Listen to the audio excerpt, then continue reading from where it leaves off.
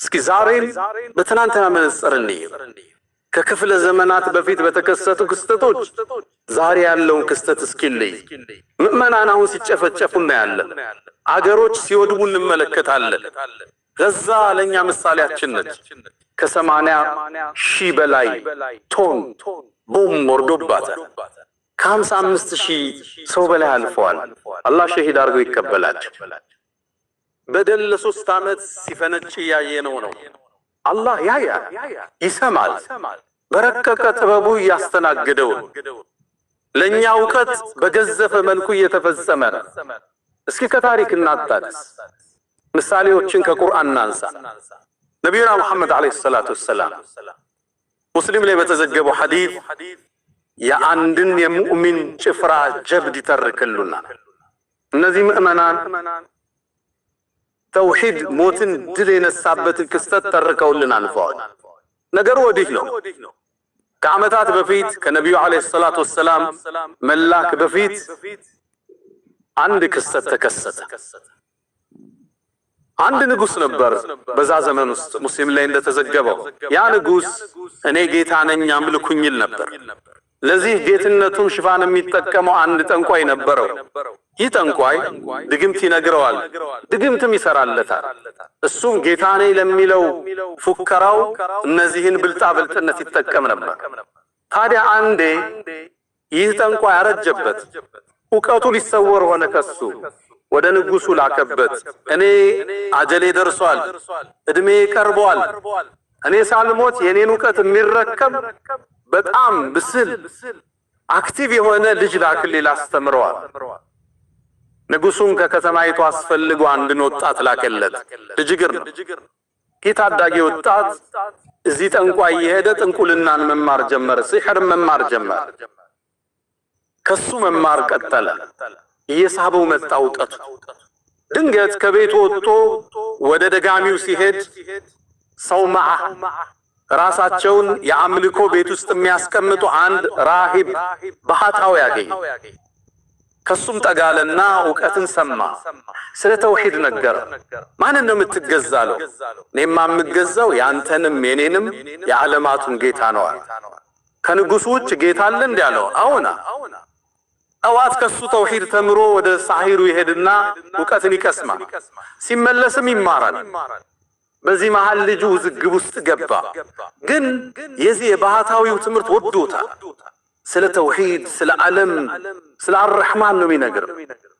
አንዴ ከትምህርት ወጥቶ ሲመለስ መንገዱን የዘጋ እንስሳ ቆሟል። ህዝብ ማለፍ አልቻለም። ትልቅ አውሬ ቆሟል። ጠጠር አነሳና እውነትን ገለጠ። አላህ ያለ የዚህ የባህታዊው መንገድ አንተ ዘንድ ከደጋሚው በላይ የተወደደ ከሆነ በዚች ጠጠር ይህን እንስሳ ግደለዋል። ጠጠሩንም ወረወረ። አላህም በእጁ ከራማን ፈጠረ። ያ እንስሳ ሞተ። ጥቅልል ብሎ ወደ ራሂቡ ተመለሰ። መጣና ማለው ለባህታዊው ዛሬ እኮ እንዲህ ተከሰተ። ምን ተከሰተ? አንድ እንስሳ አግኝቼ በጠጠር መታውት ሞተ። ያኔ ኒሸኽ ምን አሉት? ልጄ ሆይ ዛሬ አንተ ከኔ በላይ ደረጃ ከፍ ብሏል። የከራማ ባለቤቱና እንደ አይነት ደረጃ ተሰጥቶ ሳትፈተን አትቀርም። فحسبتم انما خلقناكم عبثا وانكم الينا لا ترجعون። ሙከራ አለ፣ ትፈተናለህ አሉት። ግን አሉት ልብ በሉ ስትፈተን ወደ እኔ እንዳታመላክታቸው፣ ሲገርፉ ሲቆነጥጡ እገሌን ያስተማረኝ እንዳትላል። ይሄ ልጅ የአገሩን ህዝብ ማዳን ጀመረ። አይነ ስውራኖቹም ዱዓ አድርጎ አይናቸው ሊከፍተዋል። የታመሙት ይመጣሉ፣ ያድናቸዋል። ከራማ በእጁ አላህ ፈጸመ። ታዲያ አንዴ ንጉሱ ጋር የሚቀመጥ አንድ ሚኒስትር ነበር። አይኑ በሂደት ጠፍቷል። ይሄ ልጅ እንደሚያድን ሰማና ወደ ልጁ መጣ። ወርቅ ብሩን ይዞ ፊቱ ላይ ዘረገፈውና አንተ ሰው ሆይ እዚህ ጋር የምታየው ንብረት ያንተ ነው፣ አይኔን ካዳንከኛል። ይሄ ወጣት ተውሂድ ይቀራ። አንተ ሰው ሆይ እኔ ማዳን አልችልም፣ የሚያድነው አላህ ብቻ።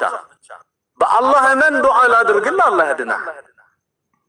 ተውሂድን ተቀበለ ሸሃዳን ያዘ ልጁ ዱዓ አደረገለት አላህ አይኑን ከፈተ አይኑ በርቶ ወደ ንጉሱ ሄደ አብሮት ቁጭ አለ ሲያየው አይኑ ተከፍቷል ምን ነው አይን በራ እንዴ እንዴት አለ አይኔንማ ጌታ ያበራው አለ ማለት እኔ ነው እንዴ አለ አያችሁት የደረሰበት ጉሩር እኔም ማለት ነው አለ ላ በል ረቢ ወረቡክ ወረቡና አላህ ያንተም የኔም የሁላችንም ጌታ አላህ ነው ተበሳጨ ንጉሱ እሱ ነው እንደ ጌታ የሚመለከው ህዝብ የሚሰግድለት ህዝብ የሚያስገብር የታፈረ የተፈራ ንጉስ ነው ተበሳጨ ገረፈው ቀጣው ማን እንዳዳነ ንገረኛለሁ ዱላ ሲበዛበት ወደ ልጁ አመላከተ ልጁ ተይዞ መጣ ንጉሱ ሲያየው ደነገጠ አንተ ልጅ ሆይ ሲህር እንድትማር ድግምት ብንልክ ህዝብ ማዳን ጀምረሃል እንዴ የት ላይ ደረስክ አለው እኔ አላድንም አለው የሚያድነው የኔም ያንተም ጌታ አላህ ነው ልጁን አሰቃይ ዱላ ሲበዛበት ማን እንዳስተማረው ተናገረ ያ ሼህ ከቤታቸው ተይዘው መጡ እሱ ስለሆነ የጥፋት ምንጭ ብሎ ያመነው ተመለስ ከመንገድ አለ ሶስቱ ካልተመለሱ ህዝብ የንጉሱን ጌትነት ሊክድ ሆነ ያን ሸክም ለመቀበል ፍቃደኛ አይደለም ከሁለት በመጋዝ ሰነጠቃቸው ያንን የሱን ሚኒስትር ተመለሳለሁ እምቢ አለ ከሁለት ሰነጠቀ ሸሂድ ሆነ መጨረሻ ህፃኑን ተመለሳለ ወጣቱ በጭራሽ ቶሎ ሊገለው አልፈለገም ብዙ ሰው ስላዳነ እሱን በመመለስ ያጣውን የጌትነት ስልጣን መመለስ ፈልጓል ሰራዊቱን ጠራ እዚህ ተራራ ይዛችሁ ትቱ ጫፍ ላይ እንደደረሳችሁ ተመለስ በሉት ስለሚፈራ ከተመለሰ ይዛችሁ ተመለሱ እምቢ ካለ ጣሉታ ተራራ ላይ ይዘውት ወጡ ተራራው ጫፍ እንደደረሰ አንድ እንደው አረገ اللهم اكفنيهم بما شئت አላህ ሆይ በምትፈልገው ብቃኛል ተራራው ተንቀጠቀጠ ሁሉም ወድቀው ሞቱ ይሄ ሕፃን ልጅ ተመለሰ ይወጣት ወደ ቤቱም ማለት ወደ ንጉሱ መጣ የተውሂድ ዓላማን ግቧል ማስተላለፍ ማስረጽ የፈለገው ነገር አለ ምን ሆነ ሰራዊቱ አለው አላህ በቃኛል እንግዳማ ሌላ ሰራዊት ያዘና በመርከቡ ሰዱታል ወንዙ መሃል ስትደርሱ ተመለስ በሉት እምቢ ካለ ጣሉታል ወንዙ መሃል ላይ ሲደርስ ተመለሳሉት ዱዓ አደረገ አላህ ሆይ በምትፈልገው እነዚህ ሰዎች ብቃኛል እነሱ ሰጠሙ እሱ ተመለሰ ወደ ንጉሱ ቤተ መንግስት መጣ ስማ ንጉስ ሆይ ልትገለኝ አትችልም ታዲያ እንዴት ነው ልገል የምችለው መንገዱ አንድ ብቻ እሱ መንገድ ንገረኝ ህዝብ ሰብስባ እኔ የቴምር ዛፍ ላይ ስቀለኝ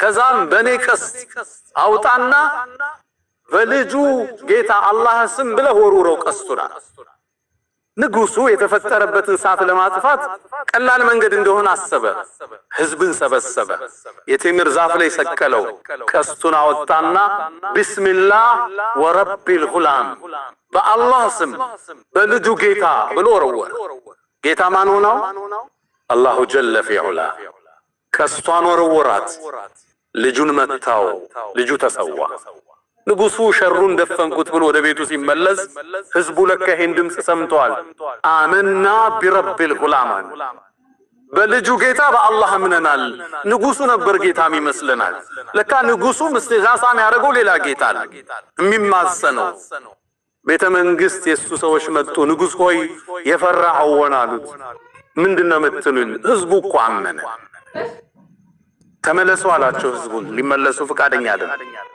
ጉድጓድን አስቆፈረ እኹዱድ ይለዋል አላህ ጉድጓዶች ተቆፈሩ ሳተሞሉ ጉድጓዶች ንጉሱና ጀነራሎቹ ሳቱ ተድጉጭ አሉ ምእመናን ተጠሩ እምቢ ያለን ሳቱ ውስጥ ይጨምሩታል ከባድ የሆነ ቅጣት አሁን ምናየው ክስተት እዛ የገዘፉ ክስተቶች በታሪክ ተከስተዋል ዛሬም በነገ መነጽር ማየት አለበት ምእመናንን ሳቱ ውስጥ ጨመሯቸው አንዳንዶቹ ከተውሂዳቸው የተነሳ ይላሉ ሙፈሲሮቹ ወታደሮቹ ሳይገፏቸው ለተውሂድ ብለው ሳቱ ውስጥ ገብተዋል